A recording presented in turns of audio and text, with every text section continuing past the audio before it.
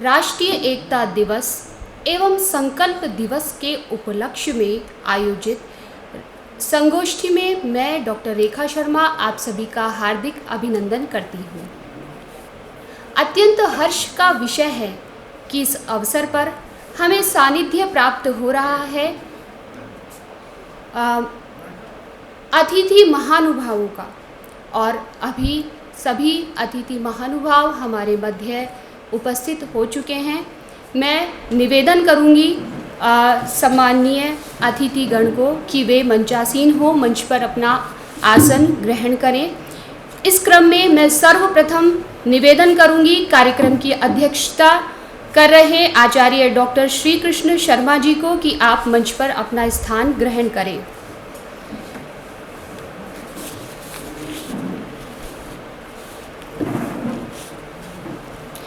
मैं निवेदन करूंगी श्रीमान कौशलेंद्र दास जी को कि वे भी मंचासीन हो।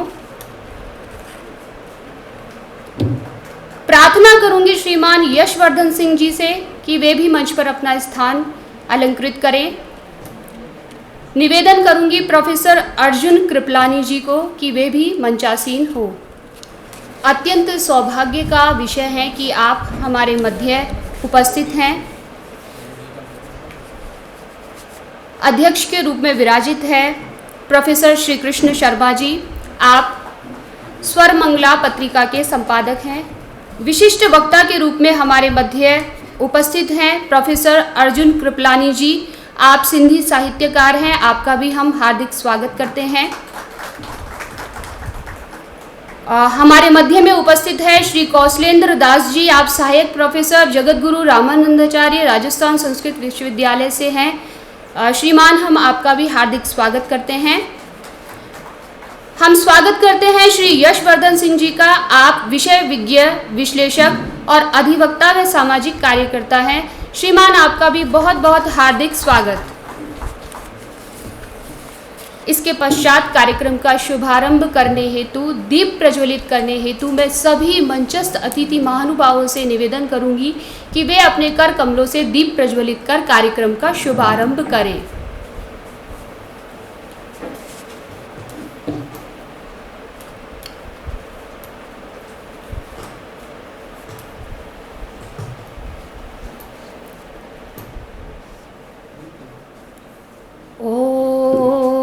करेण वीणा परिवादयन्ती तथा जपन्ती अपरेण माला मरालपृष्ठा सन्निविष्टा सरस्वतीं तां शिरसा नमामि। सरस्वती तां शिरसा नमामि।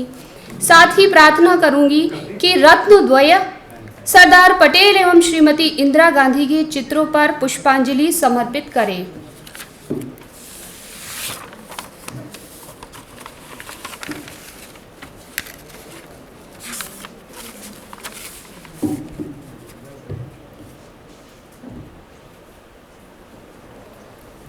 सभी अतिथि महानुभावों को पुनः मंचस्थ होने हेतु निवेदन करूंगी।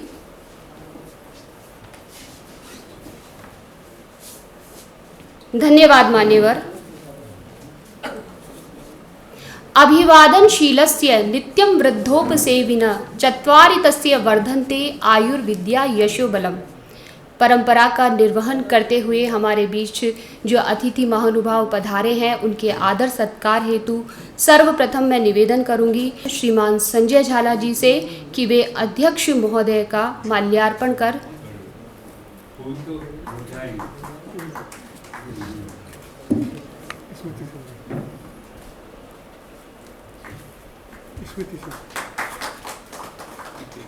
निवेदन करूंगी श्रीमान विनय शर्मा जी से कि वे माल्यार्पित कर स्वागत करें।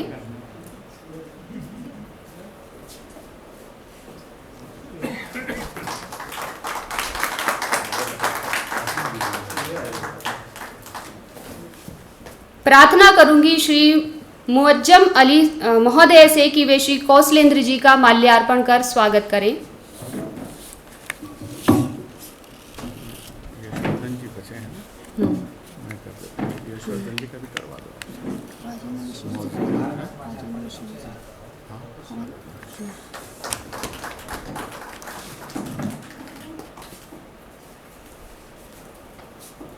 मैं प्रार्थना करूंगी प्रोफेसर राजेंद्र मिश्र गुरुजी से कि वे श्रीमान यशवर्धन सिंह जी का माल्यार्पण कर स्वागत करें। सर आशीर्वाद दे रहे हैं आपको, बहुत बड़ी बात।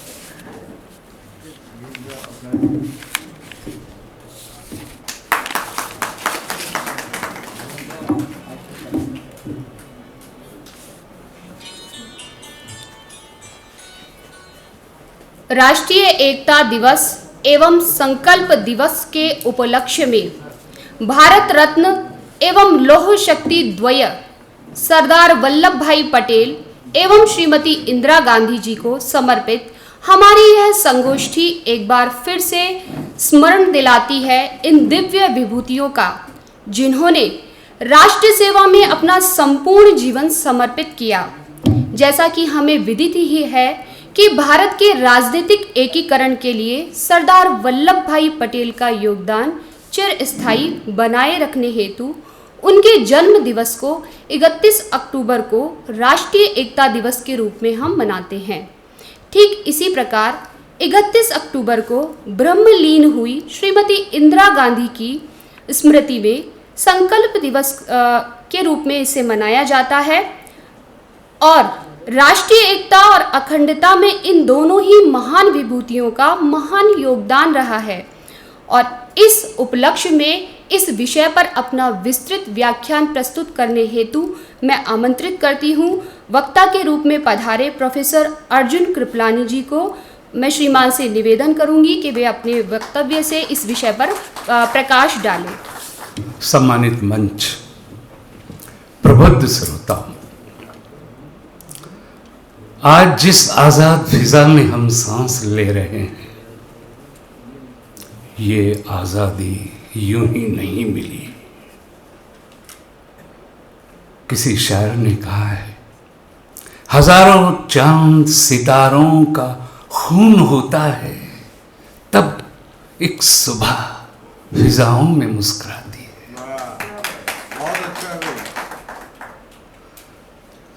बैरिस्टर से लेकर उप प्रधानमंत्री और गृह मंत्री तक के पद को सुशोभित करने वाले लौह पुरुष के बारे में आज मैं आपको एक ऐसी ऐतिहासिक, रहस्यात्मक और अनछुए पहलुओं पर चर्चा करूंगा जिनसे आप अभी तक शायद वाकिफ नहीं होंगे।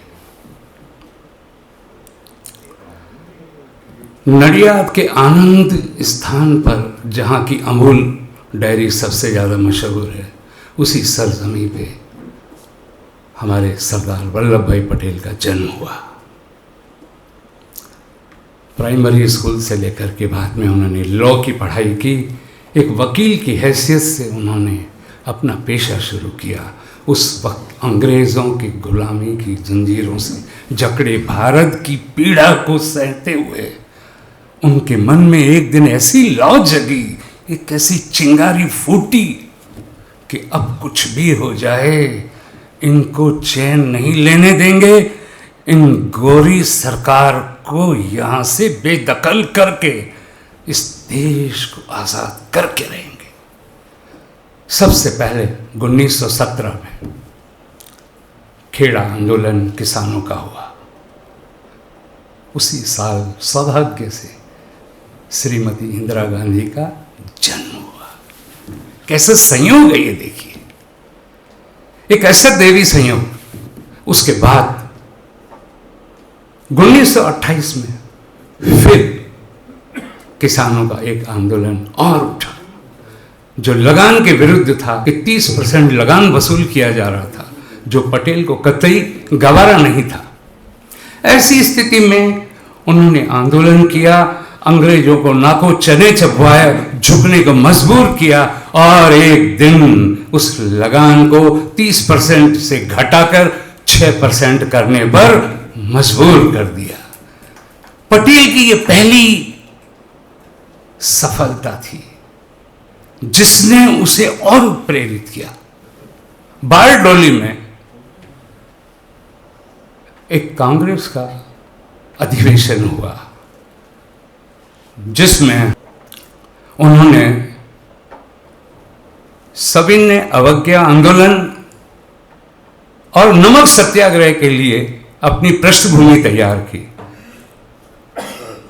वहीं से महात्मा गांधी से उनका परिचय हुआ और उस आंदोलन के कारण 16 महीने तक जिस जेल की कोठरी में महात्मा गांधी बंद थे, उसी में सरदार पटेल को भी लाया गया। वो 16 महीने का ऐसा कार्यकाल था जब दोनों के बीच में ऐसा सामंजस्य बैठा, ऐसा लगा कि विधाता ने दो विभूतियों को धरती पर अवतरित किया है इस देश को आज़ाद करने के लिए। जेल को एक माध्यम बनाया है ताकि वो मिलजुल कर अंग्रेजों के विरुद्ध अपना एक ऐसा आंदोलन छेड़ें कि वो मजबूर हो जाएं इस देश से हमेशा हमेशा के लिए अपने अस्तित्व को वहाँ ले जाने के लिए जहाँ से वो आए थे। 1939 का वर्ष बड़ा महत्वपूर्ण है, जब विधिवत ये प्रस्ताव पारित किया गया कि 567 जो रियासतें हैं उनका एकीकरण करना है हमें, और उस एकीकरण को करने के लिए ये सरदार वल्लभ भाई पटेल ने बीड़ा उठाया, परचम अपने हाथ में लिया और धीरे धीरे अपने प्रयासों में कामयाब होते होते आज़ादी तक 562 रियासतों का एकीकरण करवाने में सफल भी हो गए। लेकिन जूनागढ़, हैदराबाद और एक और रियासत का एकीकरण नहीं हो पाया। हैदराबाद के निज़ाम उस वक़्त अमानतुल्लाह थे, बड़े ही ज़िद्दी थे, बददिमाग थे और बहुत ही गैर इखलाकी शख्सियत के रूप में माने जाते थे। सरदार पटेल ने देखा अब अंगुली को टेढ़े किए बिना तो घी नहीं निकलने वाला है, तो उन्होंने एक ऑपरेशन चलाया जिसका नाम था पोलो ऑपरेशन। और ये पोलो ऑपरेशन चला करके अपनी फौज के माध्यम से, अपने सिपह सालारों के माध्यम से उसको नाबूद कर दिया, उसको गद्दी से ही बेदखल करवा दिया। और इस तरह हैदराबाद की सबसे खूबसूरत रियासत, सबसे संपन्न रियासत, सबसे अहम रियासत को भी भारत का एक अभिन्न अंग बना लिया। और उसी के साथ उस लौह पुरुष को सबसे ज़्यादा जो कामयाबी मिली, जिसके कारण आज हम यहाँ एकत्रित हुए हैं एकता दिवस को मनाने के लिए। अब ये देखेंगे कि आज़ादी का जब जश्न मनाया जाना था और सब कुछ तय हो गया था, तो अंग्रेज़ों की नीयत थी फूट डालें और राज करें। तो फूट डालो राज करो के तहत उन्होंने ये सोचा कि रियासतों के पास जो 45% भूभाग ज़मीन जो उनके पास पड़ी हुई है, क्यों ना आज 47 में जब इनको सत्ता सौंपेंगे उस वक़्त ये ज़मीन 47% जो भाग है वो पाकिस्तान में मिलवा देंगे। जाते जाते भी खुराफाती दिमाग तो थे ही ना अंग्रेज, लेकिन ना जाने कैसे सरदार पटेल ने अंग्रेजों की इस बदनीयत को सूंघ लिया हो जैसे, और बस उसके बाद उन्होंने बहुत ही खूबसूरती से कूटनीतिक तरीके से ये अंग्रेजों का ख्वाब कभी पूरा होने ही नहीं दिया। तभी हम आज़ाद फिजा में सांस ले रहे। कल्पना कर लो अगर आज वो रियासतें मौजूद होती, हर रियासत का अपना निज़ाम, उस निज़ाम की अपनी खोपड़ी, अपने विचार, अपनी नीतियाँ, किसी को सूट करती हैं, किसी को नहीं करती। और जो व्यक्तिगत सत्ता होती है ना, वो आदमी को अहंकारी बना देती है। और जब आदमी में अहंकार आ जाता है तो विवेक से वह विदा हो जाता है, और जब विवेक से विदा हो जाता है तब केवल उसका खुदा होता है, भगवान ही मालिक होता है। कल्पना करो अगर हम उन रियासतों के अंदर रह रही प्रजा होते तो हमारा क्या हाल होता, लगान के रूप में और अनेक करों के रूप में, और जाने कितनी परेशानियां सहनी पड़ती। आज हम जन आधार कार्ड रखते हैं, अपनी एक पहचान रखते हैं, अपनी एक राष्ट्रीयता है। बिना वीज़ा के आप हिंदुस्तान के किसी भी कोने में घूम सकते हो, जा सकते हो, आ सकते हो, कोई दिक्कत नहीं है। अपना जीवन यापन कर सकते हो, अपनी ज़मीन जायदाद बना सकते हो। क्या ये संभव था अगर रियासतों का एकीकरण करके सरदार पटेल इस दुनिया से विदा नहीं हुए होते तो? कौन करता? तो जो पतीला वो चढ़ा के गए थे उसे इंदिरा गांधी ने उतारा। जो जिम्मेदारियां बाकी बच गई थी वो इंदिरा गांधी को सौंपी गई। कैसे सौंपी गई इसकी भी एक बड़ी खूबसूरत दास्तान है, मैं संक्षेप में शेयर करता हूँ आपसे। इंदिरा गांधी नेहरू की एकमात्र पुत्री थी। इंदिरा तो नाम रखा था उसका। इंदिरा का नाम होता है लक्ष्मी, इंदिरा का नाम होता है कांति, इंदिरा का नाम है शोभा। बड़ी सुंदर व्यक्तित्व की साक्षात प्रतिमा थी इंदिरा। शांति निकेतन में भेजा उसको पढ़ने को, वहाँ से और निखर के आई। एक उर्वर मस्तिष्क के साथ शांति निकेतन से जब लौटी तो उसका व्यक्तित्व एक ऐसा आकार ले चुका था जिसको एक प्रबुद्ध, एक कूटनीतिज्ञ, राजनीतिज्ञ कहा जा सकता है। इस व्यक्तित्व को निखारने में शांति निकेतन के अलावा नेहरू के पत्रों ने भी बहुत योगदान दिया। अगर नेहरू के इंदिरा के नाम पत्र कभी आप पढ़ेंगे तो आप वास्तव में दांतों तले उंगली दबाएंगे कि पिता ने अनुवांशिक संस्कार तो खून में दिए ही दिए, खतों के माध्यम से जो ज्ञान उसको शेयर किया उससे उसका व्यक्तित्व एक आयरन लेडी का आकार लेने लगा।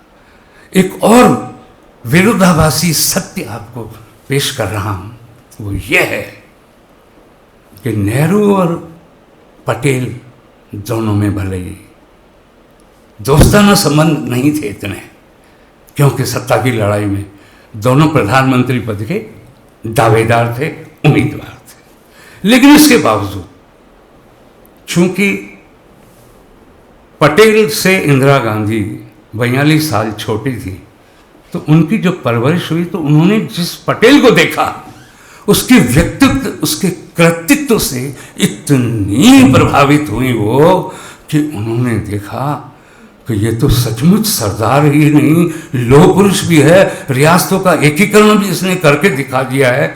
ऐसी स्थिति में जिस अखंड और एकीकृत भारत को वह सौंप रहे हैं हमें, तो कम से कम इनको मजबूत हाथों में रहना चाहिए। सरदार पटेल का व्यक्तित्व और कृतित्व भी इंदिरा गांधी पर बहुत ज़्यादा प्रभावशाली था। ये मनोविश्लेषण जब मैंने देखा तो मैंने ये पाया, यद्यपि कई इतिहासकारों ने इस तथ्य को कहीं रेखांकित नहीं किया है, लेकिन ये सच है। मनुष्य के ज्ञान के दो स्रोत हैं। एक होता है अनुवांशिक ज्ञान, अनुवांशिक रूप से डीएनए में आ जाता है उसको। दूसरा होता है परिवेशगत, जिसमें स्कूल के अध्यापक आ जाते हैं, पीयर ग्रुप आ जाता है, और जिस साहित्य को बच्चा पढ़ता है उससे जो ज्ञान अर्जित होता है वो अर्जित ज्ञान बनता है संस्कार। संस्कार बनता है व्यवहार का आधार, और व्यवहार का आधार अगर सुसंस्कृत होगा तो निसंदेह उसका परिणाम भी तदनुसार होगा ही होगा। तो इंदिरा गांधी ने जिस समय लाल बहादुर शास्त्री प्रधानमंत्री थे, जब उनका नाम अनाउंस किया गया था तो आपको बताऊं मैं कि लाल बहादुर शास्त्री ने इंदिरा गांधी को कहा कि ये बागडोर आप संभालिए, आप इतने बड़े परिवार की सुपुत्री भी हैं, सुशिक्षित भी हैं, राजनीतिक आपका जज्बा भी है, देश के प्रति आपका समर्पित प्रेम भी मैंने देखा है, ये आप स्वीकार। इंदिरा गांधी ने कहा नहीं, जो सबने निर्णय लिया है आपके लिए। तो उन्होंने फिर रिक्वेस्ट की इंदिरा गांधी से कि मेरा साथ देने के लिए किसी न किसी तरह मंत्रिमंडल में तो रहिए। तब सूचना और प्रसारण मंत्री के रूप में इंदिरा गांधी लाल बहादुर शास्त्री के कैबिनेट में रहीं। ये एक दुर्भाग्य कहिए, एक ऐसा ऐतिहासिक रहस्य है जिससे कभी पर्दा नहीं उठा कि लाल बहादुर शास्त्री की मृत्यु कैसे हुई, कैसे उन्हें हार्ट अटैक ताशकंद समझौते के बाद आया। ये आज तक किताबों में दफन है। ये सच पता नहीं कब हमारे सामने अनावृत होगा, मैं नहीं जानता। लेकिन जैसे ही उनकी मृत्यु हुई तो ये बागडोर इंदिरा गांधी के हाथ में आई। दुर्भाग्य कहिएगा कि दुर्भिक्ष की विभीषिका ने सिर उठा लिया, खाने के लाले पड़ने लगे। आपको दुख होगा ये जानकर, जिस PL 480 को आप फूटी आंखों नहीं देख सकते, अमेरिका से मंगवाकर राशन की दुकानों से आप और हमें बांटा गया, खाने को मजबूर किया गया। ये तो गनीमत थी कि शास्त्री जी ने मरने से पहले सभी भारतवासियों से एक व्रत लिया था कि सप्ताह में एक दिन आप व्रत रखेंगे तो भी बहुत से अनाज की बचत होगी और PL 480 जैसी घटिया कुपोषण का शिकार करने वाले अनाज से मुक्ति मिलेगी। हम अपने देश का गेहूं खा सकेंगे। दुर्भिक्ष से सामना हुआ उस वक्त मिजोरम की जो जनजाति थी उन्होंने तो विद्रोह का झंडा बुलंद कर दिया। आपको ताज्जुब होगा कि संसद को घेर लिया। वहां के नागा जो विद्रोही थे वहां के जनजाति थी। भाई हमें राशन नहीं मिल रहा। आदमी के जीवन का आधारभूत सत्य क्या है जानते हैं आप? हमारा अस्तित्व। और इस अस्तित्व के लिए मरता क्या नहीं करता। उन्होंने संसद को घेर लिया। अजी उस वक्त इतनी फौज कहाँ थी, पुलिस कहाँ थी? इंदिरा गांधी ने कहा तुरंत गेट बंद कर दो और बड़ी मुश्किल से उन विद्रोहियों को शांत किया गया। ये बहुत बड़ी चुनौती थी। बाद में सूझबूझ से उनकी समस्या का भी निराकरण किया। आगे चल करके इंदिरा गांधी ने जो सबसे पहला काम किया था, जब भारत आज़ाद हुआ तो जो सिंध से माइग्रेट होकर के हिंदुस्तान में लोग आए थे उनको कैंपों में रखा गया था। आपको याद होगा कि उन कैंपों की इतनी दुर्दशा थी। वहाँ जो टॉयलेट थे उनको अनाज की बोरी का गेट बना के लटकाया जाता था। महिलाएं पुरुष कैसे उस नारकीय पीड़ा को सहते रहे होंगे आप कल्पना करें। आज तो हम इंग्लिश टॉयलेट्स का यूज़ करते हैं, AC भी लगी हुई आपकी मिलती है, एग्जॉस्ट फैन भी लगा हुआ मिलता है। उस वक्त इंदिरा ने सबसे पहले सार्वजनिक सेवा का बीड़ा उठाया और ये कहा कि इन विस्थापितों की जितनी मदद होगी मैं करूंगी। कैंपों में रात रात भर चक्कर लगाकर, कोई तकलीफ तो नहीं है आपको, कोई डिमांड हो तो आप बताइए। और इस तरह सबसे पहले सार्वजनिक जीवन की शुरुआत इंदिरा गांधी ने 1947 अगस्त के बाद शुरू की थी। वहीं से तो ये व्यक्तित्व राजनीतिक आकार लेने लगा, जो इतना सशक्त, इतना बुलंद, इतना बिंदास बना कि इसको आगे चल करके आयरन लेडी का नाम दिया गया। पाकिस्तान को चले छबाने के लिए मुजीबुर रहमान की गुजारिश पर अपनी फौज भेज करके लाहौर तक हमला करके और किस तरह से जो है बांग्लादेश के रूप में एक नए युग का सूत्रपात कर दिया। आज तक बांग्लादेश भारत के इस एहसान को कभी नहीं भूलता। चीन ने बहुत कोशिश की बांग्लादेश को अपनी तरफ अभी मिलाने को, वो अभी भी मंसूबे बांधे हुए, लेकिन बांग्लादेश की शेख हसीना जो मुजीबुर रहमान की सुपुत्री और प्रधानमंत्री रही, वो आज भी एहसान नहीं भूलती। और इसका श्रेय किसको मालूम है? इंदिरा गांधी को। इस शौर्यतापूर्ण व्यक्तित्व ने इंदिरा गांधी को आयरन लेडी बना दिया। उसके बाद कितनी समस्याएं आई। पंजाब में खालिस्तानियों ने अलग से खालिस्तान लैंड की मांग करी। पहले तो इंदिरा ने सोचा ठीक है, लेकिन जब पानी सिर से ऊपर तक चला गया तो इंदिरा गांधी ने कहा ये तो ठीक नहीं। किसी ने खुफिया सूचना दी इंदिरा गांधी को कि स्वर्ण मंदिर में हथियारों का जखीरा एकत्रित हो रहा है हमारे विरुद्ध। अच्छा, ये औकात भिंडरा वाले की, खालिस्तानियों की, कितनी मुश्किल से सरदार पटेल ने एक किया देश को, क्या मैं उसके टुकड़े होने दूंगी? नेवर। और तुरंत फौज को भेज करके जो ऑपरेशन चलाया उसका नाम था ब्लू स्टार ऑपरेशन, आपको याद होगा। ये सच है कि गेहूं के साथ घुन पिसता है। बेगुनाह बच्चे, बूढ़े, स्त्री, पुरुष जो अंदर फंस गए थे 3 दिन तक, जब गेट बंद कर दिए स्वर्ण मंदिर के, वो नेचुरली भूख से बिलबिलाते, तड़पते, मौत की कगार तक पहुंच गए। सरदारों में बगावत मची, कई जो मारे गए, और उनका जो सपना था खालिस्तानी लैंड का, वो जो पूरा नहीं हुआ, तो इंदिरा के पीछे पड़ गए। इंदिरा गांधी को भनक लग गई थी, उसकी खुफिया सूत्रों ने उसे बता दिया कि अब जिंदगी बची कुची है, जो कुछ करना है कर जाएं। तब देश को शक्तिशाली संपन्न राष्ट्र बनाने के लिए परमाणु विस्फोट किया।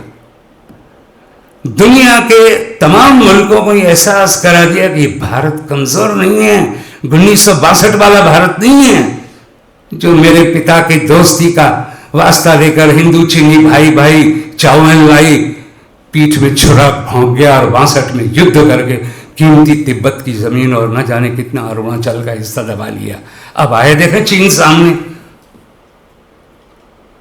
उसको पता है भारत अब वो ताकत है, 62 वाली नहीं है।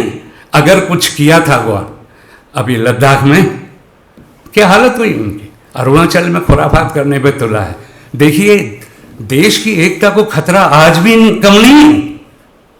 अब ये उन कंधों पर जिम्मेदारी है जिनके कंधों पर देश की भागदौड़ है। इंदिरा तो नहीं रही, लेकिन इंदिरा का संस्कार तो है, वो राष्ट्रीयता की भावना तो है। अगर उस भावना को जी जाए और इन दुश्मनों को सबक सिखा दे सर्जिकल स्ट्राइक की तरह, तो मैं समझूंगा इंदिरा गांधी जो करके गई देश की एकता और अखंडता के लिए, वो सदैव कायम रहेगा। आर्यभट्ट जैसा उपग्रह छोड़ने वाली भी देश की प्रधानमंत्री श्रीमती इंदिरा गांधी को श्रेय जाता है। भारत पाकिस्तान की लड़ाई के बाद 90,000 शरणार्थियों को वापस दे दिया कि जाओ, दान की है तुम्हें ये फौजी। वहीं से उसको भारत रत्न की उपाधि से सम्मानित किया गया 1971 में। और देशी रियासतों के एकीकरण के लिए सरदार वल्लभ भाई पटेल को भारत रत्न से सम्मानित कर दिया गया। दोस्तों, आज भी देश बहुत खतरों से जूझ रहा है, इसलिए मैं आप सबसे ये गुजारिश करता हूं कि जो संस्कार के रूप में सरदार पटेल ने एकता का बीज बोया है, इसको पुष्पित पल्लवित करो। बस इसकी चिंगारी को जलाए रखो, ताकि किसी पाकिस्तान और चीन जैसे राष्ट्र की कुदृष्टि यहां न पड़े। और अगर पड़ गई तो रफाल और ऐसे ऐसे हमारे पास अब तो विमान हैं जो हजारों किलोमीटर तक कहीं से भी उड़ान भर के नेस्त नाबूद कर सकते हैं। इसलिए मैं अंत में केवल एक शेर के माध्यम से ये चीज़ ख़त्म करूँगा। शहर के अंधेरे को एक चिराग काफ़ी है, शहर के अंधेरे को एक चिराग काफ़ी है। 100 चिराग जलते हैं एक चिराग जलाने से, 100 चिराग जलते हैं एक चिराग जलाने से। धन्यवाद। धन्यवाद श्रीमान। नहीं जरूरत अलंकार की जिनकी वाणी सुंदर है, सुंदर वही कहाते जग में जिनका ज्ञान समुंदर है। और ऐसी ही सुंदर वाणी के धनी है आचार्य श्री। आपने बहुत ही उपयोगी और महत्वपूर्ण वक्तव्य हमारे सम्मुख रखा और इसके पश्चात राष्ट्रीय एकता, संस्कृत एवं श्रीमती इंदिरा गांधी विषय पर आधारित व्याख्यान हेतु मैं आमंत्रित करती हूँ श्रीमान कौशलेंद्र दास महोदय को। सर्वे भवन्तु सुखिनः, सर्वे सन्तु निरामयाः, सर्वे भद्राणि पश्यन्तु मा कश्चित् दुःखभाग् भवेत्। भारत रत्न द्वय श्री सरदार वल्लभ भाई पटेल तथा श्रद्धेया इंदिरा गांधी जी के स्मरणात्मक प्राकट्य हेतु समायोजित यह संगोष्ठी राजस्थान संस्कृत अकादमी जिसका आयोजन कर रही है, इस महत्वपूर्ण महोत्सव की अध्यक्षता कर रहे हैं परम श्रद्धेय गुरुजी प्रोफेसर श्री कृष्ण शर्मा जी को मैं प्रणाम करता हूँ। टीवी पर हम जिनको बहस करते हुए आम देखते हैं, श्री यशोवर्धन सिंह जी आप हमारे साथ हैं, प्रोफेसर रमाकांत पांडे जी यहाँ विराजमान है, प्रोफेसर राजेंद्र प्रसाद मिश्र जी, संजय झाला जी, विनय जी, मोज्जम अली। इंदिरा जी को याद करने के लिए मैं यहाँ पे उपस्थित हूँ। मेरा जन्म जब हुआ था उसके 2 वर्ष बाद, 1 वर्ष बाद इंदिरा जी की हत्या हो गई। तो ये मेरी उम्र है कि अर्थात इंदिरा जी जब अंतिम समय में थी तो मैं पैदा हुआ था मालपुरा में, टोंक जिले में। ये तो मेरा इंदिरा जी से संबंध है। अब इंदिरा जी क्या थी और कैसे थी उस पर भी प्रोफेसर कृपलानी जी उन्होंने बहुत ही महत्वपूर्ण वक्तव्य दिया। इतिहास से मैं बहुत ही डरता हूँ क्योंकि हम लोग तो संस्कृत वाले हैं और हमारा इतिहास जो है वो भारतीय इतिहास में, दोनों में बहुत भेद है। कुछ बातें मैं 2-4 कहूँगा। आप कल्पना कीजिए कि एक ऐसी बेटी जिसके दादा हिंदुस्तान के सबसे बड़े बैरिस्टर हों, पंडित मोतीलाल नेहरू, और यदि इलाहाबाद में हम में से, आप में से कोई नहीं गया हो तो वैसे संभव नहीं है, जो गए हैं, आज भी इलाहाबाद में आनंद भवन जैसी कोई जगह नहीं है। आनंद भवन इतना ज़बरदस्त है, इतना ज़ोरदार बना हुआ है। उस आनंद भवन में रहने वाली एक लड़की छोटी सी, जिसके पिता 10 साल जेल में रहे हों, जवाहरलाल नेहरू, 10 वर्ष पंडित जवाहरलाल नेहरू जेल में रहे भारत के आज़ादी के लिए। देखिए, दादा का निधन, पिता जेल में, माता को टीबी की बीमारी, तपेदिक। आज भी टीबी वाले, किसी के टीबी हो जाए, हालांकि अब तो लाइलाज नहीं है, इलाज हो जाता है, तो डॉक्टर लोग कहते हैं कि साहब टीबी वाले से थोड़ा दूर रहना, उसका खाना पीना कपड़े लत्ते सब दूर। ऐसी माँ कमला नेहरू, उनकी इकलौती बेटी इंदिरा गांधी। आप कल्पना कर सकते हैं कि इतने बड़े प्रासाद में, महल में 15 अगस्त 1947 के बाद उनके पिता की हैसियत बढ़ी कि वो प्रधानमंत्री हो गए, और क्या हुआ क्या नहीं हुआ। बिफोर 15 अगस्त 1947 क्या थे पंडित जवाहरलाल नेहरू? कुछ नहीं थे। एक स्वतंत्रता सेनानी थे जो गांधी जी के साथ मिलकर के, सरदार वल्लभ भाई पटेल के साथ मिलकर के देश को आज़ाद कराने के लिए अंग्रेजों के द्वारा कैद में बंद थे। ये थे पंडित जवाहरलाल नेहरू। इंदिरा जी को बिल्कुल नहीं पता था कि ये मेरे पिताजी भारत के पहले प्रधानमंत्री बन जाएंगे। और सुनिए, 18 वर्ष की उम्र में कमला नेहरू जी का निधन हो गया, इंदिरा जी की माता जी का। तब पंडित जवाहरलाल नेहरू कहाँ थे साहब? जेल में। टीबी के कारण अकेली बेटी घर में, कोई उसको पूछने वाला नहीं, समझने वाला नहीं। तो आप सोच सकते हैं कि आज के दिन में यदि अपने बच्चे को अपन इतना अकेलापन दे दें तो कितने बड़े सिंड्रोम से पीड़ित हो जाए, उसको कितनी बीमारियां हो जाए, जिसके भाई नहीं, माँ नहीं, दादा नहीं, दादी नहीं, पिता नहीं। वैसा बाल्यकाल था इंदिरा गांधी का, जो हिंदुस्तान की आयरन लेडी जिसको कहा जा रहा है। तो ये आयरन लेडी 18 साल के पहले की बात मैं आपके सामने बताना चाह रहा हूँ क्या रहा। उसके बाद क्या हुआ साहब? उसके बाद इनको रविंद्रनाथ टैगोर बेचारे पढ़ने के लिए ले गए। कौन रखे इस अनाथ बच्ची को, जिसके बाप कोई पढ़ाने वाला नहीं, माँ पढ़ाने वाला नहीं। तो ये शांति निकेतन पढ़ने चली गई। इतनी सुंदर थी इंदिरा जी, इतना बढ़िया बोलती थी अंग्रेजी और तमाम भाषाएं, कि इनके एक वक्तव्य को सुनकर के एक आम सभा में रविंद्रनाथ टैगोर ने इंदिरा गांधी को एक नाम दे दिया, प्रियदर्शिनी। रविंद्रनाथ टैगोर का दिया हुआ नाम है, जो नोबेल, मतलब कोई सामान्य नहीं, किसने योग्यता को बांपा। उसके बाद क्या हुआ साहब? उसके बाद ये ऑक्सफोर्ड यूनिवर्सिटी में बेचारी एंट्रेंस एग्जाम देने गई कि साहब यहाँ तो भारत में तो ये तो अंग्रेज पढ़ने नहीं देंगे, कई प्रकार की दिक्कत है, पिता जेल में, तो कि यहाँ से एटमॉस्फेयर से घर वालों ने विचार किया इनको दूर करो। तो बेचारी वहाँ पढ़ने चली गई। वहाँ एंट्रेंस एग्जाम क्वालिफाई नहीं हुआ, एडमिशन नहीं हुआ। उसके बाद में उसके एक संबद्ध महाविद्यालय में इनका प्रवेश हुआ, तो वहाँ बेचारी ऑक्सफोर्ड में बनती रही। वहीं इनकी मुलाकात फिरोज गांधी से हुई। मैं इनके राजनीतिक जीवन पे नहीं कह रहा हूँ, मैं आपको ये बताना चाह रहा हूँ कि जिसको लोह महिला, आयरन लेडी कहा जा रहा है, वो किन मायनों में आयरन लेडी है। वो प्रधानमंत्री के रूप में तो सारे लोग जानते हैं। दिल्ली में मैं पढ़ता था लाल बहादुर शास्त्री राष्ट्रीय संस्कृत विद्यापीठ में, तो हम भी चले जाते थे कभी कभी। इंदिरा जी, अरे साहब यहाँ इंदिरा जी का वो हुआ था। लेकिन आयरन लेडी कैसे हुई? फिरोज गांधी को ये पहले से जानती थी। फिरोज गांधी इनको मिले विदेश में।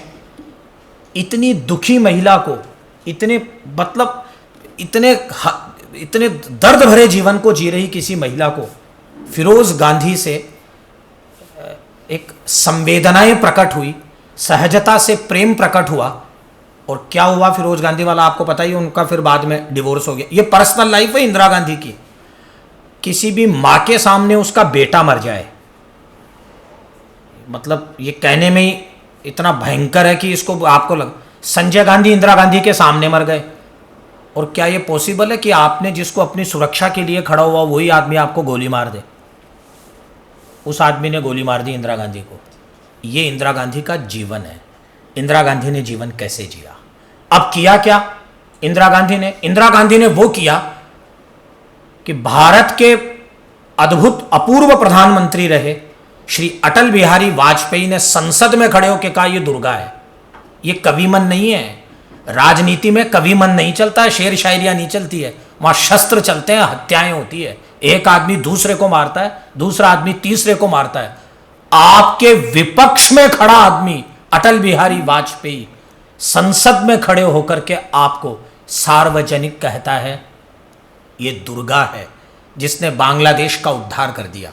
अमेरिका में 7 दिन के लिए भारत के प्रधानमंत्री का प्रवास हुआ और अमेरिका के राष्ट्रपति की एक कामुक टिप्पणी को सुनकर के इंदिरा जी गेहूं खरीदने वाले उस सारे प्रकरण को छोड़ करके भारत में आ गई और हिंदुस्तान को इस रूप में खड़ा कर दिया कि पाकिस्तान की सहायता के लिए अमेरिका के सहयोग से भेजे गए विमान पोत को, जल पोत को पानी में मरवा दिया इंदिरा गांधी ने। यह उस जमाने की बात है जिस जमाने को हम यह कह रहे हैं कि हिंदुस्तान की आजादी के 70 साल तक कोई विकास नहीं हुआ हिंदुस्तान का। यह उस जमाने की बात है।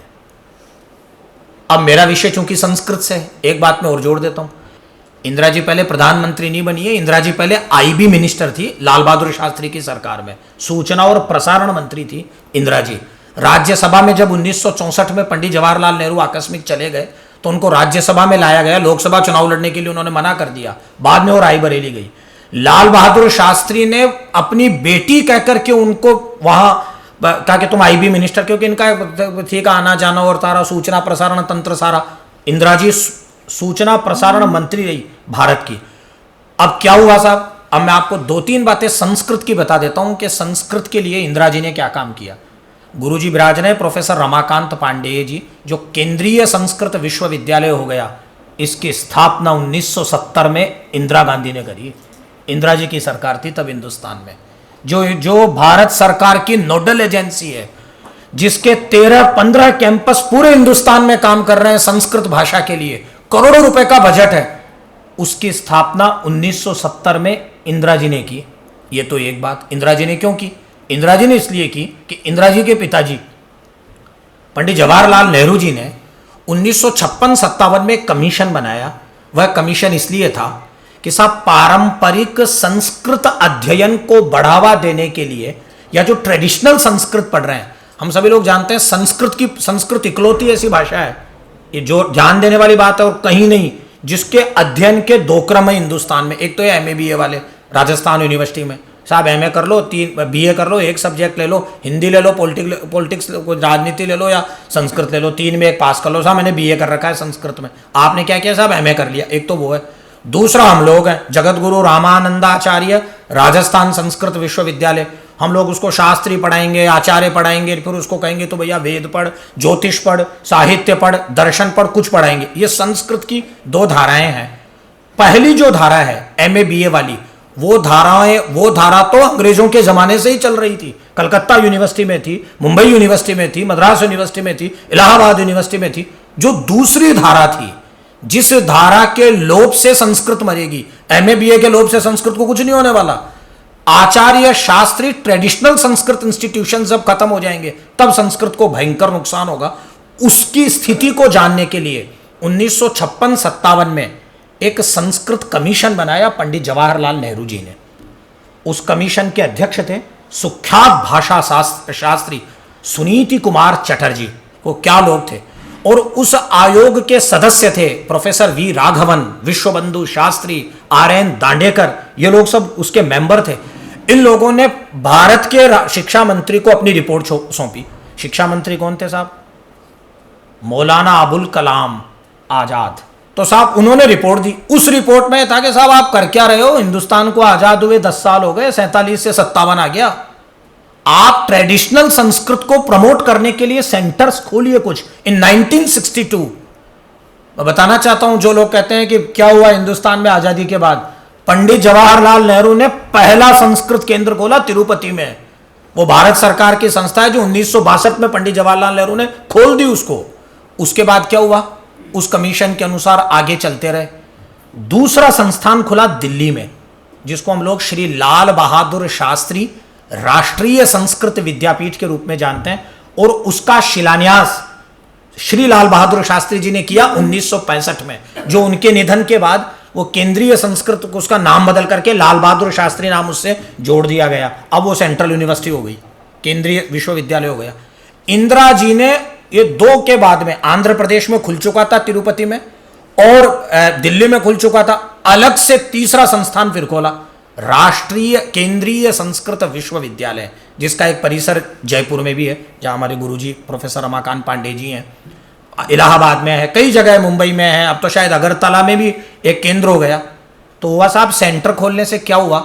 सेंटर खोलने से यह हुआ कि वो नोडल एजेंसी है। संस्कृत भाषा का जब भी कोई काम होगा, भारत सरकार कोई भी काम करेगी, राष्ट्रपति पुरस्कार देगी, बादरायण पुरस्कार देगी, कोई संस्थान में कोई काम करेगी या और कहीं आदर्श विद्यालय खोलेगी, तो संस्कृत विश्वविद्यालय को हमको नहीं पूछेगी, लाल बहादुर शास्त्री संस्कृत विश्वविद्यालय को नहीं पूछेगी। किसको पूछेगी साहब? राष्ट्रीय संस्कृत विश्वविद्यालय। ये लोग उसको करेंगे, ये नोडल एजेंसी। इतना ही काम नहीं किया मित्रों, एक बात मैं आपको और बता देता हूं इंदिरा जी की अद्भुत बात, आप और सुनिए। इंदिरा जी के समय कर्नाटक से एक सांसद आती थी सरोजनी महिषी, और जम्मू से सांसद आते थे कांग्रेस से महाराजा करण सिंह, ये सांसद थे। इनको एक बार जर्मनी भेजा इंदिरा जी ने 1973 नवंबर। तो ये वाया साहब कि ये क्यों गए? इनको भेजा साहब वहां के सांस्कृतिक संबंध बनाने के लिए जाइए आप लोग, भारत और जर्मन के। तो ये जैसे ही जाके आए तो सरोजनी महिषी ने आकर के मुलाकात करी, इंदिरा जी को कहा जी संबंध छोड़ो, हमारी तो बहुत भयंकर बेइज्जती हुई जर्मनी में। तो इंदिरा जी ने पूछा क्या हुआ? कि साहब वह हर गुरुवार को शाम को 5:30 बजे रेडियो पे संस्कृत कार्यक्रम प्रसारित होता है।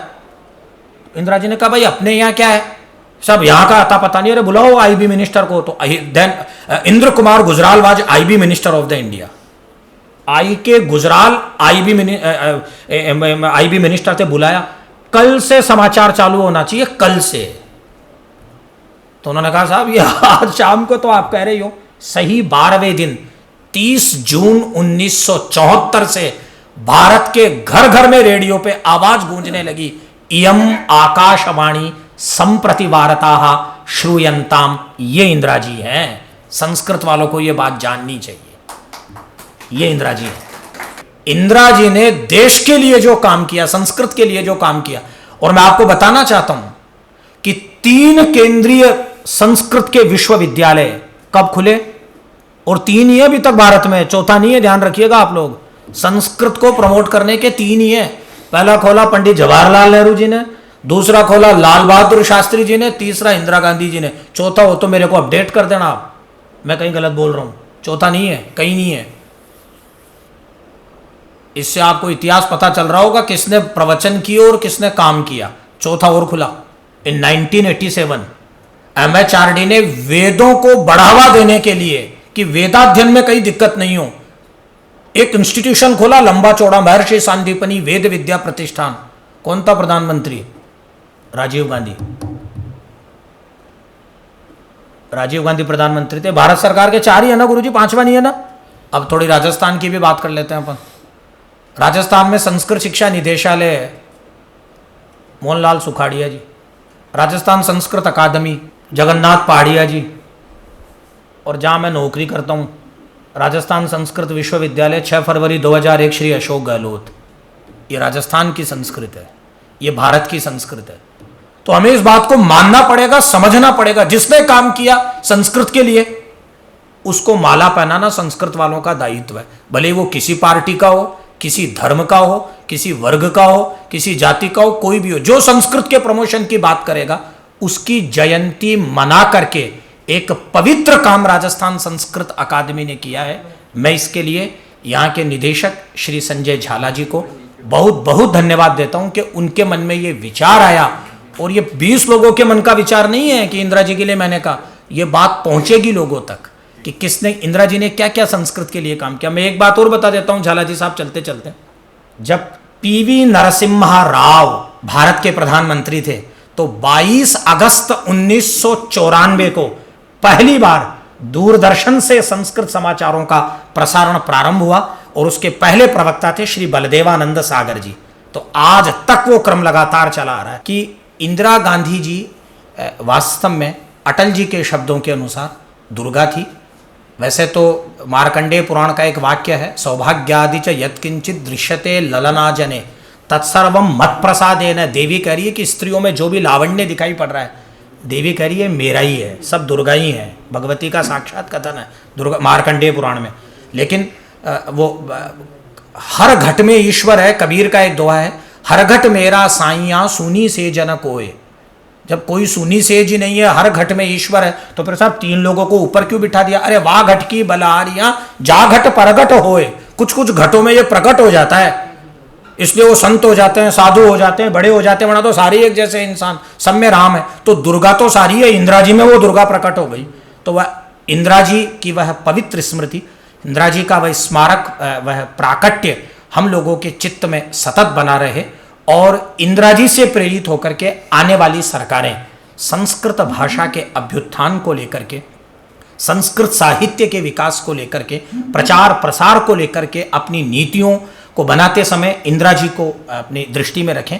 इसी आशा और विश्वास के साथ आप सभी लोगों को प्रणाम करता हूँ। नमस्कार। संस्कृत के विकास क्षेत्र में श्रीमती इंदिरा गांधी जी के योगदान पर प्रकाश डालने हेतु महोदय आपका बहुत बहुत धन्यवाद। और इसके बाद राष्ट्रीय एकता के सूत्रधार सरदार पटेल विषय पर अपना उद्बोधन देने हेतु मैं आमंत्रित करती हूं हमारे बीच पधारे श्रीमान यशवर्धन सिंह महोदय को कि वे अपने विषय पर विचार प्रकट करें। आदरणीय मंच, मैं बहुत गौरवान्वित महसूस कर रहा हूं कि मुझे ऐसे ओकेजन पे आप लोगों ने बुलाया, उसके लिए बहुत बहुत आभार आपका।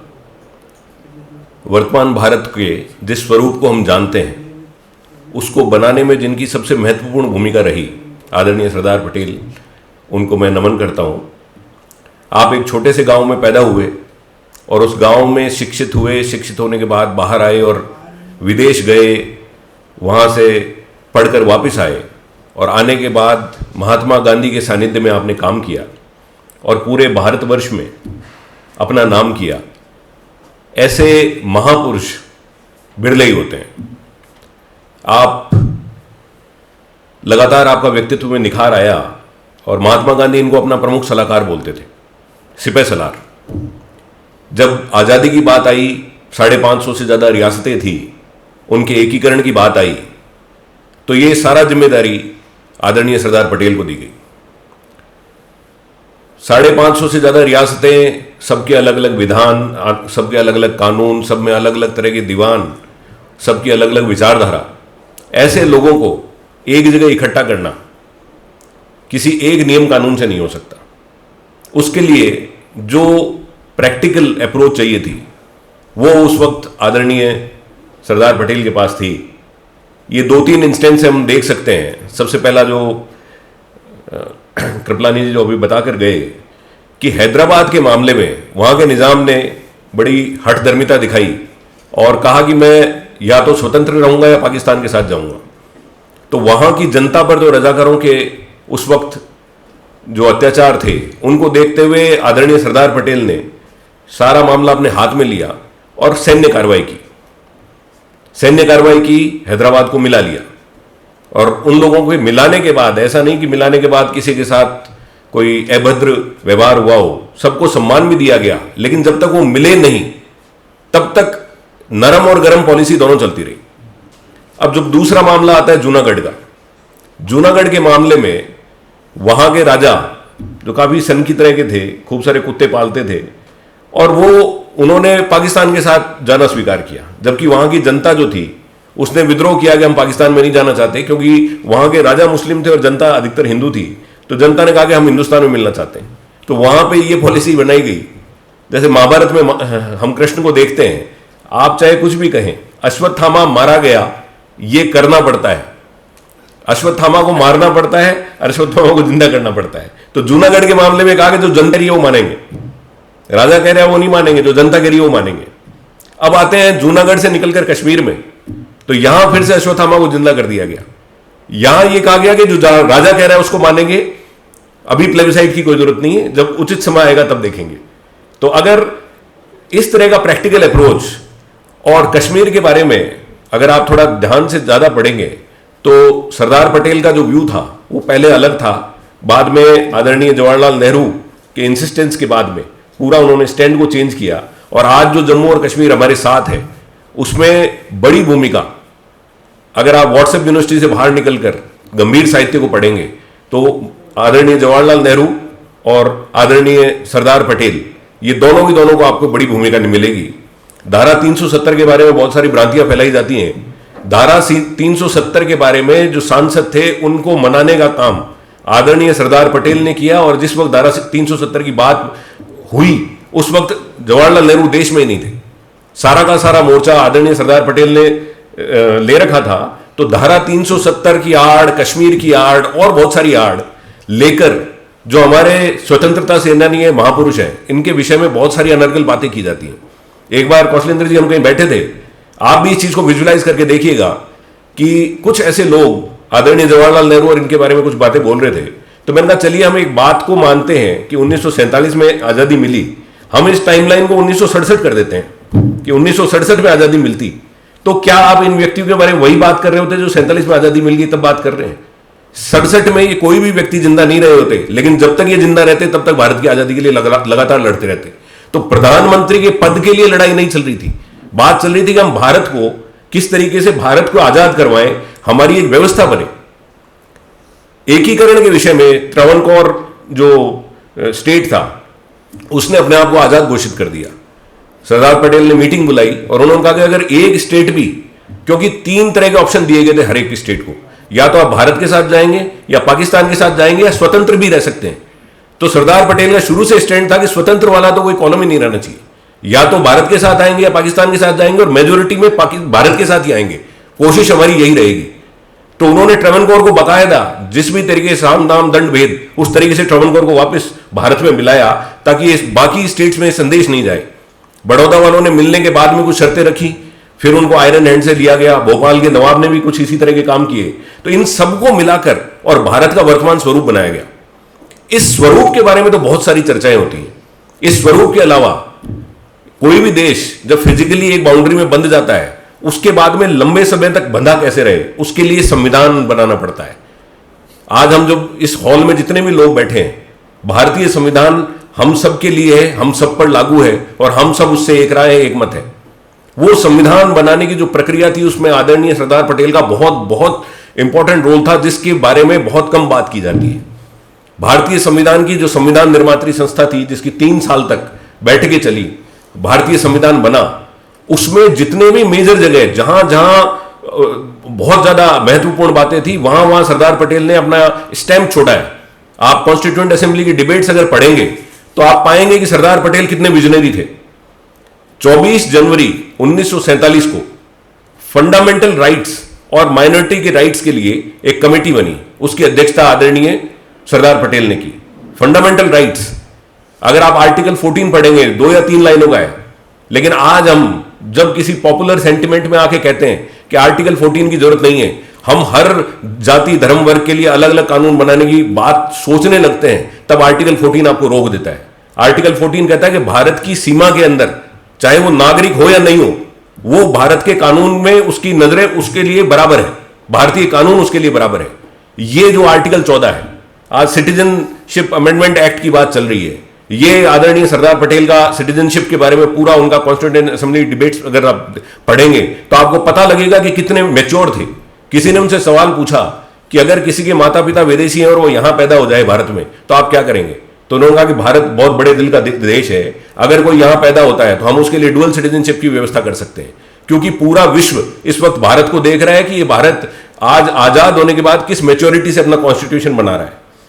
फिर बात आती है माइनॉरिटी राइट्स की, बात आती है आर्टिकल 17 को अगर आप पढ़ेंगे, अनटचेबिलिटी, अस्पृश्यता, उसके ऊपर सरदार पटेल ने स्टैंड लिया कि हर इस तरह की किसी भी प्रवृत्ति को हम रोकेंगे और भारतीय संविधान के माध्यम से रोकेंगे। तो आर्टिकल 17 आप पढ़िए। उसके बाद माइनॉरिटी राइट्स पे जब बात आई तो माइनॉरिटी राइट्स पे उन्होंने बिल्कुल स्पष्ट कर दिया कि पहली बात तो मेरी मंशा ये है कि आज के 10-15 साल बाद में माइनॉरिटी और मेजोरिटी शब्द काम में ही आना बंद हो जाए, क्योंकि न कोई, जब भारत में संविधान है, कानून का राज है, तो माइनॉरिटी और मेजोरिटी कैसे हो सकता है कोई?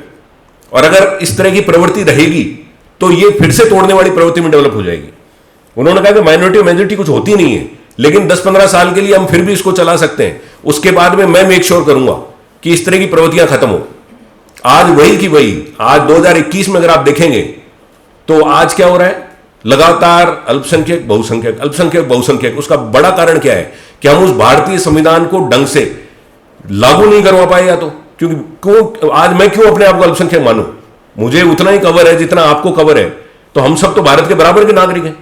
उसी बैठक में यह बात हुई कि माइनॉरिटीज के लिए अलग से सीटें डिसाइड की जाए, तो उन्होंने कहा कि इस तरह की प्रवृत्ति अगर करेंगे तो फिर से विभाजन की बातें शुरू होंगी। आज मेरे देश में, मेरे संविधान में कोई भी व्यक्ति, चाहे वो किसी भी धर्म का हो, चाहे हिंदू हो, चाहे मुस्लिम हो, चाहे सिख हो, वो भारत के किसी भी कोने से जाकर चुनाव लड़ सकता है और वो कितना भी बड़ा नेता बन सकता है, वो राष्ट्रपति बन सकता है, प्रधानमंत्री बन सकता है। अगर हमने उसको किसी जाति धर्म के खांचे में फिट कर दिया तो इसका मतलब यह है कि हमने संविधान को ढंग से समझा नहीं। तो उन्होंने स्पष्ट कर दिया कि इस तरह की किसी भी प्रवृत्ति को हम मानेंगे नहीं। अब बात आती है 1973 में हम आते हैं, सरदार पटेल को गुजरे बहुत समय हो गया, भारतीय संविधान लागू हो चुका। अब आप बहुत बार बैठते होंगे तो बार बार आता होगा कि संविधान तो बदला जा सकता है, संविधान तो पहले भी बदला जा चुका है, संविधान में तो 104 से ज्यादा संशोधन हो चुके हैं। उस विषय में फिर से क्लैरिटी की जाए कि जो फंडामेंटल राइट्स के विषय पर आदरणीय सरदार पटेल ने काम किया था, उसको सुप्रीम कोर्ट ने केशवानंद भारती में साफ स्पष्ट कर दिया कि ये बेसिक स्ट्रक्चर है, इस बेसिक स्ट्रक्चर में ज्यादा बदलाव नहीं किया जा सकता। फंडामेंटल राइट्स में रीजनेबल रिस्ट्रिक्शंस लगाए जा सकते हैं, वो भी आदरणीय सरदार पटेल ने 30 अप्रैल 1947 को ही कर दिया था कि ये रीजनेबल रिस्ट्रिक्शन रहेंगे, लेकिन आप फंडामेंटल राइट्स को हटा नहीं सकते। तो वो जो बेसिक राइट्स थे वो सुप्रीम कोर्ट ने तय कर दिए कि जो आदरणीय सरदार पटेल का उस वक्त का विजन था, जो अघोषित था, उसको घोषित रूप से सुप्रीम कोर्ट ने उसको बेसिक राइट्स के रूप में हमारे सामने रख दिया। और अब जब भी कहीं बहस हो कि संविधान को तो बदला जा सकता है, तो उसमें आप स्पष्ट कहिए कि जो बेसिक स्ट्रक्चर है आप उसको नहीं हटा सकते, आप उसके ऊपर कुछ भी कर सकते हैं, लेकिन बेसिक स्ट्रक्चर वही का वही रहेगा। और वो बेसिक स्ट्रक्चर आदरणीय सरदार पटेल की देन है।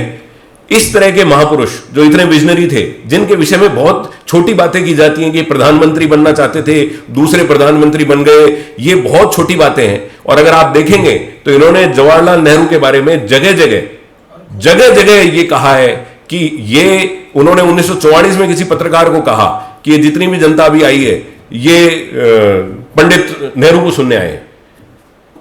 आदरणीय गांधी जी के बारे में उन्होंने कहा उनके जाने के बाद कि उन्होंने जिस नेता को हमें दिया, हम सौभाग्यशाली हैं कि वो इतने विजनरी थे कि उन्होंने इनको प्रधानमंत्री बनाकर भेजा, और मैं इनके नेतृत्व में इनके बराबर साथ काम करने को तैयार हूं। इनके बहुत सारे लेटर्स हैं एक दूसरे को लिखे हुए। तो ये बड़े लोग थे, इनमें किसी विषय पर मतभेद हो सकता था लेकिन मनभेद नहीं था। तो जिस तरह का एक नैरेटिव सेट किया जा रहा है कि 47 में प्रधानमंत्री बनने के लिए या उप प्रधानमंत्री बनने के लिए इन्होंने लड़ाई लड़ी, तो आप स्पष्ट कर देंगे अगर 47 की जगह 67 होता तो तुम्हारे नैरेटिव भी चेंज हो जाते, लेकिन ये लोग अपने चरित्र से चेंज नहीं होते। तो ऐसे महान पुरुष को मैं शतशत नमन करता हूं। बहुत बहुत धन्यवाद। निश्चय ही सरदार वल्लभ भाई पटेल के द्वारा दिखाए गए मार्ग का अनुसरण हम सदियों तक करते रहेंगे। इसी के साथ अध्यक्षीय उद्बोधन के लिए मैं आमंत्रित करती हूँ प्रोफेसर श्री कृष्ण शर्मा जी को कि वे अपने वक्तव्य से हमें उपकृत करें। सत्यव्रतम सत्यपरम त्रिसत्यम सत्यस्य योनिम निहितं च सत्ये सत्यस्य सत्यव्रत सत्यनेत्रम सत्यात्मकम त्वाम शरणम प्रपद्ये। आज की इस कार्यक्रम में मुख्य अतिथि के रूप में माननीय इस संस्कृत अकादमी के प्रशासक महोदय, दिनेश कुमार यादव जी, जो कि किसी कारणवश यहाँ उपस्थित नहीं हो पाए, विशिष्ट वक्तव्य के रूप में यहाँ जिन्होंने हमको कृतार्थ किया है, प्रोफेसर कृपलानी जी, डॉक्टर कौशलेंद्र दास जी, श्रीमान केशववर्धन सिंह जी, सम्मुख उपस्थित विद्वान मंडली, इस अकादमी के निदेशक श्री संजय झाला जी एवं समस्त सहकर्मी वृंद,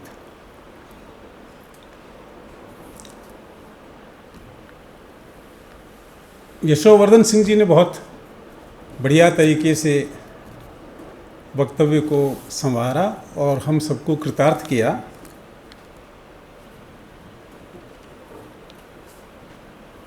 आदरणीय इंदिरा जी भी एक बहुत कुलीन और अभिजात्य परिवार में पली। दूसरी तरफ सरदार वल्लभ भाई जी पटेल का व्यक्तित्व है। जैसा कि कौशलेंद्र जी ने कहा कि वो ऐसे एक समृद्ध परिवार में जन्म लेने के बावजूद उनका प्रारंभिक जीवन भी संघर्ष में रहा और संघर्ष से ही व्यक्ति निखरता है। सरदार वल्लभ भाई पटेल एक कृषक परिवार में जन्मे।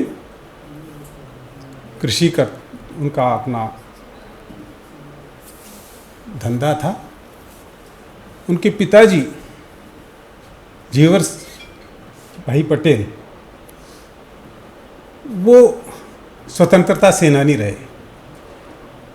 1857 की जो आज़ादी की लड़ाई जिसकी शुरुआत हुई उसमें वो बाकायदा महारानी लक्ष्मीबाई की सेना में भर्ती हुए और उन्होंने आज़ादी की शुरुआत में उस स्वतंत्रता संग्राम के प्रारंभ में अपनी सक्रिय भूमिका अदा की। संस्कृत का एक श्लोक आता है, यन्नवे भाजने लग्न संस्कारो नान्यथा भवेत। जो जन्म से संस्कार होता है वो जिंदगी भर रहता है। कुलाल कुम्हार बर्तन बनाता है, कच्चे बर्तन बनाते समय वो अपनी इच्छा के अनुरूप उसको जैसा अलंकृत करना चाहता है अलंकृत कर सकता है, उसमें परिवर्तन कर सकता है। पर वही बर्तन अगर आग में तपा दिया जाता है उसके बाद में उसका जनक, उसका रचयिता व कुलाल भी अगर चाहे तो उसमें संस्कार नहीं बदल सकता है, वो फिर टूट जाएगा, वो विकृत हो जाएगा, उसमें उस तरह का बदलाव नहीं आ सकता है। सरदार वल्लभ भाई पटेल चूंकि उनके पिताजी स्वतंत्रता सेनानी रहे, प्रथम स्वतंत्रता संग्राम में सक्रिय भूमिका अदा की, सेना में भर्ती रहे, महारानी लक्ष्मीबाई के विद्यमानता में उन्होंने जो है स्वतंत्रता संग्राम लड़ा, तो वो संस्कार पटेल जी में स्वाभाविक रूप से आए। और वो जो संस्कार, इस तरह के जो संस्कार होते हैं आनुवंशिक भी और उस वातावरण से भी, क्योंकि वो तो गांधी जी के बहुत प्रिय थे। गांधी जी ने ही सरदार नाम दिया था उनको। वल्लभ भाई पटेल थे, गांधी जी ने ही उनको सरदार ये उपाधि दी थी। ये सरदार जो नाम दिया था गांधी जी ने दिया था, क्योंकि वो सरदार की तरह काम कर रहे थे। पूर्व में सारा रेखांकित कर दिया, जितने भी खेड़ा आंदोलन हुआ या दूसरे जो आंदोलन हुए, सब में गांधी जी की छाया बन करके सरदार वल्लभ भाई पटेल सारा कर्तव्य संभालते थे। गांधी जी जब भारत छोड़ो आंदोलन का जब उन्होंने घोषणा कर दी, सब एक मत नहीं थे, सरदार वल्लभ भाई उनके साथ थे। गिरफ्तार कर लिया गया, और जब ये रहा दूसरे नेताओं की समस्या ये रही कि जैसे सबको गिरफ्तार करते जा रहे हैं, तो गांधी जी चले गए, हम इसको कैसे चलाएंगे? सरदार वल्लभ भाई पटेल ने कहा कि नहीं, हम चलाएंगे, क्यों नहीं चलाएंगे, कोई दिक्कत नहीं।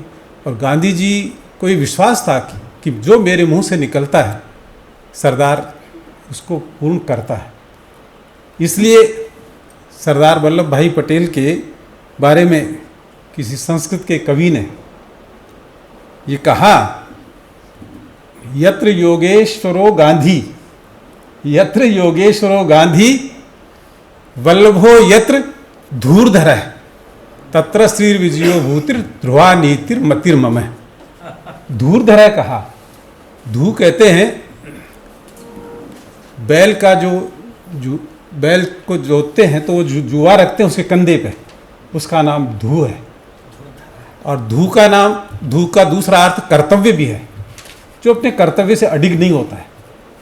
और जिसको जो भार दे दिया जाए, बैल को भार दे दिया जाता है, हल को जोतता रहता है और वो कृषि को संपन्न करता है।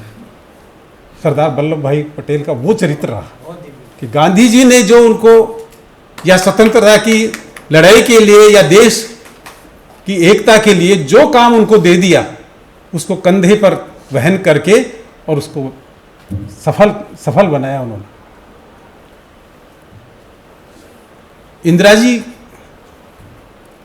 इंदिरा जी के लिए भी जैसा उन्होंने, अगर ऐसा सोचती कि मुझे केवल अपनी रक्षा करनी है, अपनी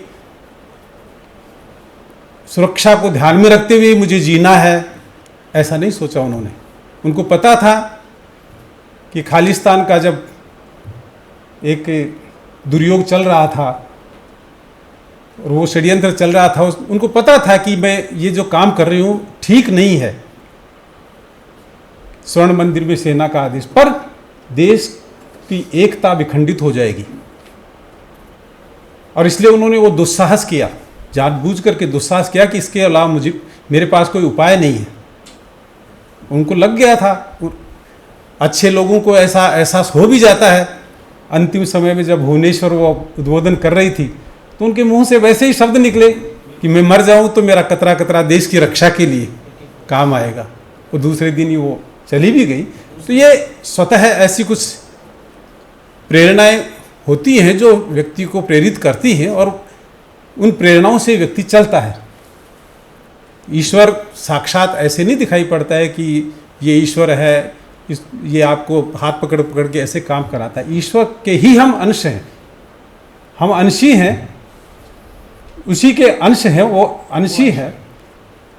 तो वो किसी न किसी रूप में ऐसे महापुरुषों का अवतरण पृथ्वी पर होता है, और उनके हाथ से ऐसे काम होते हैं जिनके आधार से हम चलते हैं, और जो है देश का, इस भूमंडल का, सबका विकास होता है।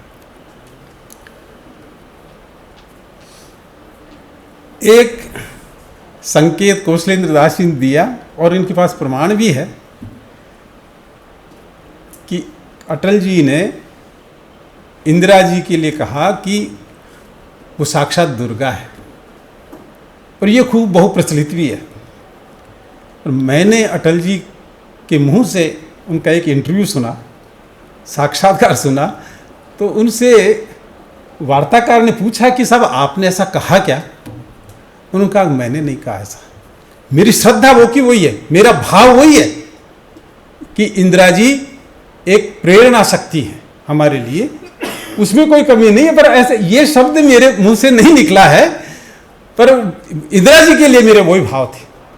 और इंदिरा जी के साथ एक ऐसा विपक्ष था, हम आज पक्ष विपक्ष की पता नहीं क्या स्थिति देखते हैं, हर व्यक्ति जो है दुखी होता है, पर वो अटल जी का एक व्यक्तित्व तो ऐसा था कि जब इंदिरा जी जैसा काम कर रही थी, नेहरू जी अटल जी को सराहना करते थे, तो अटल जी ने उस समय जो है इंदिरा जी को पूरा सपोर्ट किया और पूरा उनके साथ विपक्ष खड़ा हुआ। तो उन्होंने कहा कि इंदिरा जी एक देवी का अवतार है, दुर्गा का अवतार है, ऐसा स्वीकार करने में मुझे बिल्कुल भी हिचक नहीं है। पर ये शब्द मेरे मुंह से नहीं निकला था, ये मैंने उनका साक्षात्कार सुना तो हालांकि पुस्तकों में भी आता है, कंट्रोवर्शियल है पर उनका भाव ये नहीं था कि वो बोले इससे भी बढ़कर है मेरा उनके प्रति आस्था, क्योंकि राष्ट्र के लिए जो ऐसे काम किए जाते हैं उसके लिए उससे भी बढ़कर भाव है। और जो उच्च पदों पे बैठते हैं, वो चाहे आज हो, चाहे वर्तमान हो, चाहे भविष्य हो, चाहे अतीत हो, देश का राष्ट्रपति बनेगा, देश का प्रधानमंत्री बनेगा, ये तो प्रजातंत्र में दल तो कोई भी होते हैं, किंतु हमारा विश्वास है और हमारी मान्यता है कि वो जो उस समय का उत्कृष्ट व्यक्ति होता है वही बनता है। इतना आसान नहीं है कि हर कोई बैठ जाए, हर कोई व्यक्ति बैठ जाए, इतना आसान नहीं इस प्रजातंत्र में, और भारत देश में इतना आसान है नहीं। कोई भी प्रधानमंत्री बने, वो प्रधानमंत्री सुलझे हुए और देश के प्रति समर्पित व्यक्ति ही बने हैं। वो चाहे किसी के भी दल के हो, वो अलग चीज़ है, हम तो उस लाइन के व्यक्ति नहीं हैं, पर हमारा जो अनुभव है, एक छोटी सी अवस्था में जो देखते हैं हम जो अनुभव है, वो अनुभव यही कहता है कि जो उस समय का जो अच्छा नेता होता है, जो सुलझा हुआ नेता होता है, वही व्यक्ति उन पदों पे आसीन होता है। आप अपना इतिहास देख लें। तो भारत की जो ये एकता है, भारत का एकीकरण हुआ, जिसके बारे में यशोवर्धन जी ने बहुत डिटेल में बता भी दिया है। पटेल के सामने एक ऐसा मैंने पढ़ा है कि उस समय ये भी आया था कि कुछ लोग सरदार वल्लभ भाई पटेल को गृह मंत्री न बना करके वित्त मंत्री बनाना चाहते थे, ऐसा भी मैंने पर पटेल ने कहा कि मुझे कुछ भी दिया जाए, मुझे राष्ट्र की सेवा करनी है, पर इस समय जो स्थिति है उसमें एकीकरण की जो स्थिति है वो हमारी सुदृढ़ रहनी चाहिए। और इसलिए उनके मन में था, क्योंकि एक ऐसी परिस्थिति उनके सामने आ गई थी, अंग्रेजों का ऐसा कोई दुष्चक्र था जिससे पंजाब और बंगाल, संपूर्ण पंजाब और संपूर्ण बंगाल पाकिस्तान की तरफ जा रहा था। और वो ऐसा उस समय के अंग्रेज शासकों को जिन्ना समझाने में सफल हो रहे थे। उस बात से पटेल बहुत चिंतित थे और उन्होंने कहा कि उसको रोकना है। और इस गांधी जी ने कहा नहीं, गृह मंत्री पटेल ही रहेंगे, और उन्होंने उस समस्या को बहुत अच्छे तरीके से उन्होंने सुलझाया। मैं बहुत समय अब नहीं लेना चाहता हूँ, क्योंकि अध्यक्षीय जो वक्तव्य होता है, अध्यक्ष का मैं मतलब थोड़ा सा आप मेरी बुद्धि के अनुसार आपको सुना दूँ। अध्यक्ष में धी और अक्ष दो शब्द पड़े हुए हैं। धी का मतलब होता है बुद्धि और अक्षी का मतलब होता है ज्ञानेंद्रिय। तो जिसमें बुद्धि और ज्ञानेंद्रिय की थोड़ी कमी हो, माने नहीं, उसको मतलब मेरे क्रम में मैं हर किसी अध्यक्ष के लिए नहीं कहूँगा, उसको अध्यक्ष बना दिया जाता है। और जो दूसरा कोई अध्यक्ष बनेगा उसके लिए मैं दूसरी व्युत्पत्ति बता देता हूँ आपको। अधिगतम अक्षिणी ये न स अध्यक्ष है, जिसने बहुत ध्यान से सुना है, बहुत जो कुछ विषय है उसको आत्मसात किया है, उसको भी अध्यक्ष कहते हैं। पर मैं पहली वाली व्युत्पत्ति में टिकता हूँ, इसलिए जो दो शब्द मैंने आप लोगों के सामने प्रस्तुत किए वो उनमें कोई तो अध्यापक हैं और पीएचडी छात्र करते हैं आजकल, एक बहुत 400 पेज का शोध प्रबंध लिख देते हैं। पर उनसे पूछा जाता है कि भाई इसमें एक पेज ऐसा बता दो जो ओरिजिनल कौन सा है, तो छात्र उसका उत्तर दे ही नहीं पाता है। 99.9% छात्र उसका उत्तर नहीं दे पाता है। और उसका वाइवा होता है तो उसको पूछते, वो हमसे सलाह ले, गुरुजी मैं क्या तैयार करूँ? भाई ये तैयार कर लो, एक पेज तुम्हारा बता देना। वहाँ जाके कहाँ से बताए, बड़ा मुश्किल है। तो अगर कोई एक वाक्य अगर मेरा ठीक हो तो फिर मेरी अध्यक्षता सफल हो जाएगी। और नहीं, सारा व्याख्यान तो जो है वो जरूरी नहीं है कि वो का वो। पटेल जो है वो बड़े हंसमुख व्यक्ति भी थे। उनमें ये शुरू से ही था कि जो है वो ऐसे किसी बंधन में नहीं रहना चाहता हूँ मैं। तो वहाँ से महाराष्ट्र से जब 8वीं पास करी, 10वीं करने के लिए वो यहाँ आए, बड़ौदा आए नडियाद से। तो गुजराती विषय लेना था, गुजराती तो वहाँ आज भी लिया जाता है, गुजराती तो लेना ही था। पर गुजराती विषय लेने के लिए, क्योंकि कौशलेंद्र जी बैठे इसलिए संस्कृत का मैं चर्चा कर देता हूँ, वहाँ ये था कि गुजराती जो विषय लेता है उसको संस्कृत भी लेनी चाहिए। उस समय ऐसा था। पटेल ने कहा नहीं, ये पाबंदी नहीं है, मैं संस्कृत नहीं लूँगा, मुझे संस्कृत आती ही नहीं है, मेरा अभ्यास नहीं है, तो मैं संस्कृत नहीं लूँगा। तो वो कक्षा में अब नहीं ली, और कक्षा में छोटे लाल जी उनके गुरुजी थे, वो क्लास में तो जाते ही उन्होंने, गुरुजी को पता था कि भाई जो है इस छात्र ने जो है संस्कृत नहीं ली, समझाया तब भी नहीं ली इसने, तो बड़े व्यंग्य से कहा, आइए महाराज पढ़ने आए हैं? हाँ साहब मैं पढ़ने आया। तो बिना संस्कृत के गुजराती सीखेंगे? मैं तो गुजराती पढ़ूंगा साहब, मेरे को संस्कृत नहीं आती और संस्कृत में मेरी रुचि नहीं है। तो ठीक है, तो तुम पहाड़ा याद करके आना।